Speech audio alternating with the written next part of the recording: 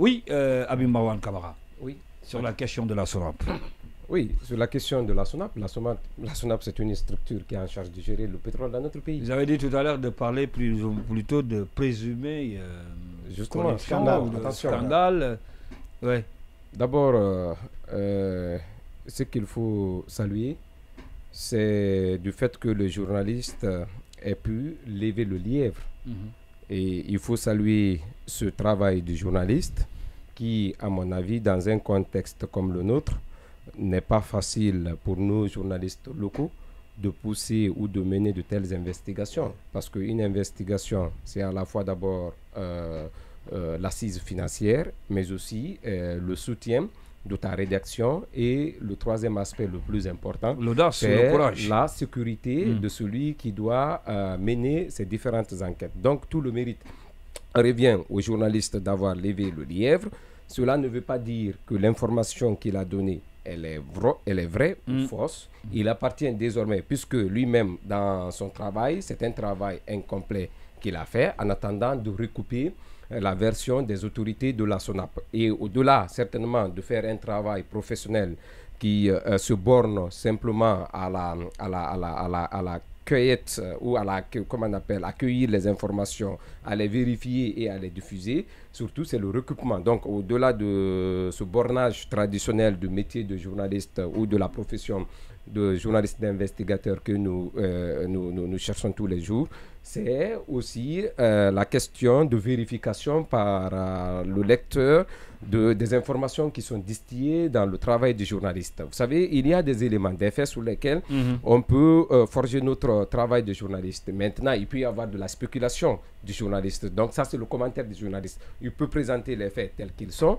Et d'ailleurs, le mérite, c'est d'avoir exploité un document officiel. Et dans ce document officiel, c'est ce rapport provisoire de l'inspection des finances, qui n'est pas un rapport définitif, puisque la partie contradictoire avec les faits qui sont allégués contre la direction générale de la SONAP, cette partie n'a pas été relevée. Donc, jusqu'à preuve du contraire, c'est un rapport provisoire. En attendant qu'on nous donne le contradictoire ou les arguments que la direction générale de la SONAP a opposés à cette version qui a été faite ou donnée par l'inspection des finances. Ça, c'est mon avis. Parce que il faut, pour pouvoir mieux comprendre la chose, il faut faire un schéma en partant simplement de la présentation des journalistes, ensuite le rapport, mais aussi le commentaire des journalistes, notamment l'achat de la maison du côté du Texas aux États-Unis. Et le troisième aspect, pour bien schématiser la compréhension générale,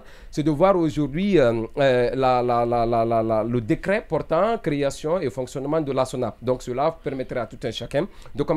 Sur le cas du rapport, le rapport, c'est ce rapport qui a mis, comme on peut le dire, le fait aux poudres, donc ce qui a aggravé la situation, parce que le journaliste s'est fondé sur les observations qui ont été faites par l'inspection des finances. Donc le journaliste n'a pas inventé. Maintenant, il y a le travail qui a été fait. C'est un travail qui n'est pas complet, parce que lui-même, avant d'être expulsé, il était dans la recherche de ce que je pourrais appeler un équilibre d'informations. Maintenant, il n'est pas arrivé parce qu'on a vu le reportage, comment j'ai suivi. Donc, il était en train, il manque des éléments. Il est parti même à la SONAP pour essayer d'avoir... Il faut être un professionnel du domaine pour comprendre que ce travail n'est pas un travail abouti. Il manque beaucoup d'informations dans le travail du journaliste, même si l'information qu'il a donnée repose sur un fait authentique, qui est le rapport d'inspection le rapport d'inspection des finances, qui n'est pas un rapport définitif. Qu'est-ce qui aurait manqué selon vous je l'ai rappelé, il y a la partie contradictoire, et ça, la SONAP devrait quand même se livrer à cet exercice, puisqu'on sait que les portes de la direction générale ne sont pas le plus souvent fermées. On pouvait quand même dans le reportage qui circule là, on a vu quelque part où il est allé à la SONAP, on l'entend, il est en train de parler. Prendre contact ne veut pas dire qu'on a équilibré une information. Non, je n'ai pas dit... Je n'ai pas dit qu'il a équilibré. Voilà. J'ai dit peut-être qu'il avait commencé à poser les démarches. En tout cas, il a tenté de le faire. C'est ce que je veux dire. On est tous d'accord. Donc aujourd'hui, on sent quand même qu'il était à la direction de la SONAP. Il a levé le lièvre. Il appartient désormais à nous, médias locaux, mais aussi à la société civile, de pousser les investigations, au-delà de la présentation des faits qu'il a eu à faire et de son commentaire à lui par rapport à cette accusation, jusqu'à preuve du contraire, sur l'acquisition possible d'un bien du côté des États-Unis. Donc, on peut mener les enquêtes pour aller en profondeur. Maintenant, vous savez, pour acquérir un bien dans les pays développés ou dans les comme pays les États-Unis encore. Aujourd'hui, c'est simple. Il suffit juste de vérifier le nom du bâtiment. Si c'est au nom du directeur général de la SONAP, tout de suite, c'est connu. Il faudrait encore partir plus loin. Ce qu'on appelle l'hypothétique bancaire. Ce qui a permis au directeur général d'acquérir. Parce qu'il faudrait qu'il y ait la conformité entre le nom du propriétaire de la maison, mais aussi entre le compte, le numéro du compte, où l'hypothétique bancaire doit porter le nom celui de l'acquéreur en question. Donc, il faudrait qu'on vérifie cela. Si cela est conforme, ce qui veut dire que la maison, elle a été acquise ou achetée par le directeur général de la SONAP. Cela n'est pas suffisant. Il faudrait connaître son salaire pour parler d'un bien mal acquis. Si aujourd'hui, les avantages qu'il a du côté de la SONAP, on sait qu'il y a des directeurs généraux aujourd'hui qui n'ont pas moins de 500 millions par mois. Ah bon? Il faut avoir le courage de le dire. Et ah bon? Oui, bien sûr. Vous prenez le gars de la douane. Beaucoup, là. Vous prenez le directeur général de la douane. Ah bon? Vous connaissez son salaire? Je vous dis, ça c'est la réalité. Vous prenez les autres pays du Sénégal. Aucun directeur. Les avantages. Les avantages. Non, aucun directeur n'a 200 millions. Les avantages, le salaire et les avantages. Aucun directeur n'a 200 millions. Attention. Non, les salaires. 200 millions. Je te dis qu'il y a des directeurs ici qui ont des avantages. Vous prenez. Mais comment est-ce que. Y compris les avantages jusqu'à 500 millions? Plus que. Ça va au-delà même de 500 millions. Ouais. Je vous assure. Vous prenez par exemple le directeur général des impôts. Vous prenez le directeur général de la douane. Oui, c'est des gens qui sont là. Ça, c'est la loi qui le reconnaît. Ils ont des privilèges qu'un simple directeur d'une autre région ne peut pas avoir. Ouais. C'est pour les mettre à l'abri du besoin. Vous prenez le directeur général des impôts de la Côte d'Ivoire. Vous avez vu les bâtisses qu'ils ont. Vous avez vu les propriétés qu'ils ont su acquérir à travers le temps. Donc je pense qu'il y a des fonctions. Il y a des niveaux de responsabilité. C'est la fonction même et les privilèges de la fonction que vous incarnés qui vous obligent ou qui vous permettent d'acquérir des biens. D'accord, il y a de ces niveaux de responsabilité. Le troisième aspect, non, c'est pas fini. Oui, mais il y a un autre sujet là. Le troisième aspect, c'est que c'est le manque de courage de certains journalistes. Face certainement à la critique de l'opinion, il ne faudrait pas quand même céder ou tomber à bras raccourcis sur des gens qui sont cités dans un rapport sans qu'on ne recherche. Parce que le plus souvent, la quasi-totalité des journalistes qui ont commenté cela n'avaient pas lu le rapport. Il a fallu que je partage... Vous parlez de quels journalistes? Oui, des journalistes qui font le commentaire de la chose n'ont pas lu le rapport d'inspection et beaucoup de journalistes ont le mérite de l'avoir par mon canal. Ça, je peux me vanter de cela. C'est moi qui ai pu mettre le rapport à la disposition. Parce que quand j'ai eu vent de la nouvelle, j'ai cherché, j'ai eu le rapport et je l'ai mis à disposition d'un large public. Ça, c'est une évidence. Maintenant, ce n'est pas parce que l'opinion veut ou l'opinion s'émousse ou les gens veulent que vous allez dans le même sens qu'eux qu'il faut tomber sous la pression de l'opinion. D'accord, vous avez compris, Abi Marouane. Il faudrait être... On va évoluer. Vous avez compris. C'est un travail qui mérite. Vous permettez de donner un sens. Non, c'est important. C'est un travail. C'est une question de temps. C'est un travail qui mérite d'être approfondi. D'accord, c'est compris. Je pense que cela reste. Oui, la même les avantages dont il parle, je ne sais pas si c'est élargi à d'autres directeurs, mais par exemple, concernant la douane et les impôts, c'est vrai. Vous dit que les directeurs de la douane, il y a des pourcentages de pénalités. Tout ça, 500 millions par mois. Non, ça peut aller au-delà. Ça dépend ça dépend de ce que vous récoltez en pénalité. Okay. Donc, il y a un pourcentage qui est consacré, qui est connu, et c'est même réglementaire. C'est la loi qui définit cela. Et donc, qui est reversé. Mais sauf que là, on parle du directeur de la SONAP. Mais permets-moi, je dis, non, là, je ne sais pas. Je dis, c'est ce que je vous dis. Oui, mais lui, il a cité une catégorie de personnes qui voulaient avoir ça, 500 millions. Est-ce que le DG de la SONAP est dans cette... Non, ça je ne sais pas. Ça je ne sais pas. Justement, c'est la question. S'il a des avantages, s'il a des avantages qui peuvent lui permettre d'avoir 500 millions, ça je ne sais pas. Au-delà de son salaire et des primes de carburant, primes de logement, et tout ça là, que ça peut... Non, ça je ne peux pas le dire. Et je ne sais pas que si... les avantages, et je suis pas sûr que les avantages que les directeurs des régies, de ces deux grandes régies ont, que d'autres peuvent l'avoir. Non, parce que eux, au-delà de toutes ces primes, il y a aussi un pourcentage quand il y a un dépassement. Ouais. Donc il y a un dépassement des objectifs. Il y a de l'argent, on vous retourne. Impôt et douane. Pour vous, voilà, vous allez vous partager cela. C'est pour ça, quand j'ai entendu les gens dire que Macky Sall a construit des gargotes à Tormelin, il a volé de l'argent, mais il ne sait pas comment les impôts fonctionnent. D'accord. Sincèrement, c'est bizarre. On a compris la vie. Oui, Boubacar Sanzobari. De l'opinion. Les gens ont peur de mais c'est nous qui nous interrogeons au détournement quand même qui se font dans ce pays. Donc les gens ont besoin de comprendre comment ça se passe. Attention, on voit quelqu'un payer une maison à 10 milliards. Il y a des faits qui sont là. Le journaliste a relevé des faits authentiques sur la base des rapports de l'inspection. Mais ce n'est pas parce que l'opinion veut entendre qu'il y a eu vol qu'il faut crier au vol. Non, avant de porter des accusations, il faut s'assurer. L'opinion a envie de savoir, attention. Oui, l'opinion a envie de savoir. Voilà, justement. C'est assez à quoi on devrait s'atteler pour aller. Mais même si ça vient de ta propre poche, lorsque vous êtes quel est le travail que nous avons fait dans ce studio? Vous achetez une maison à 10 milliards, on doit savoir d'où est venu l'argent. Oui, Boubacar Sanzobari. Il faudrait qu'on aille en profondeur. Vous avez compris. Boubacar Sanzobari. Il faut être très ce que le journaliste a dit, parce que c'est important. Par rapport à la maison, cela a été confirmé. Donc le journaliste a raison là-dessus. Parce que le journaliste a dit qu'il a une maison acquise. Ça a été confirmé dans l'interview avec Djinenou. Comment maintenant, est-ce que l'argent qui lui a servi de payer la maison, c'est l'argent de la SONAP, c'est l'argent illicite, c'est l'argent volé? Et ça, la question... La grosse question. Oui, ça c'est une question. 13 milliards approximativement. L'autre chose, et moi qui m'intéresse beaucoup plus, c'est le rapport de l'inspection. Oui. Et comme ça, je tenterai toujours. D'accord, Boubacar Sanzobari, allez-y. Oui. Deux choses. La première. D'abord, sur le travail du journaliste, non, je pense qu'il n'y a aucun reproche à faire aux journalistes. C'est-à-dire, tout ce qui est humainement possible pour un journaliste dans le cadre de son travail, il l'a fait. Parce qu'il est allé à la rencontre de la SONAP. Un extrait vidéo. Oui, il a balancé dans le reportage. Oui. On entend la société en question. Il a envoyé un mail, resté sans suite. Lui-même s'est déplacé, allé à la rencontre de la SONAP. Soyons honnêtes, si la SONAP n'a pas répondu, c'est parce que probablement elle n'a pas de réponse à donner. Sinon, on lui a donné l'occasion de répondre. Si on nous a appris. Non, permettez la parole. Oui. La deuxième chose que je voudrais, il parle du rapport, le fait que le rapport n'est pas contradictoire. Je dis que je le conçois avec lui, mais je dis Cellou Dalein Diallo est poursuivi sur la base d'un rapport qui n'est pas définitif. La CRIEF exploite un rapport qui n'est pas définitif.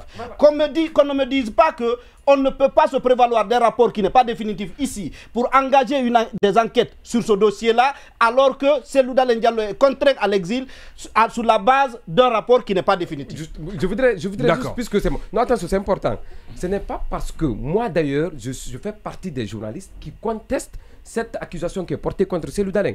C'est parce que je sais que le travail n'est pas exhaustif. Je ne peux pas me contredire dans ce studio. Je ne peux pas dire parce que ça concerne Cellou Dalein. Pour qu'il y a des soupçons de proximité, on me dit que je suis son esclave parce que c'est ce qu'on dit. Et qu'aujourd'hui, parce que c'est quelqu'un d'autre, je vais dire non, c'est parce que c'est un régime opposé à Cellou Dalein. Non, il faut qu'il... Je ne dis pas, mon propos n'altère pas au travail de la justice. Je ne dis pas encore moins que la justice ne doit pas faire ça. Je dis, moi, la prudence me commande d'être très prudent encore. Mais par rapport à ce qu'il dit sur le dossier concernant Cellou Diallo, pour un rapport qui n'est pas aussi définitif. Non, c'est un rapport, ce n'est même pas un rapport, c'est un chiffon. Ce qui concerne Air Guinée, c'est un étalage de passion. Pourtant, il est poursuivi. Oui, de l'autre côté, on dit non, le rapport n'est pas définitif. Parce qu'il y a des... Non, c'est ce qu'il a dit, il a relevé un pan très important. Ce que je conteste dans le cadre du rapport sur Air Guinée, c'est ce que je conteste. Il faudrait qu'on soit très très prudent. Si un travail n'est pas fini, il ne faudrait pas qu'on précipite, qu'on saute sur les gens. D'accord. À la différence, on a compris. Oui, Baïla, Amadou. S'il vous plaît, ça concerne Cellou Dalein, il n'est pas... D'accord, vous êtes compris, Marois. Vous êtes compris. Personne ne peut me qualifier parce que je n'ai aucune proximité avec le gars de la SONAP. Je suis cohérent jusqu'à preuve du contraire. Vous êtes compris, vous êtes cohérent jusqu'à... Sur la base d'une simple dénonciation. La justice peut faire son travail. Sur la base d'une simple dénonciation. Vous permettez le contrôle de n'est-ce pas,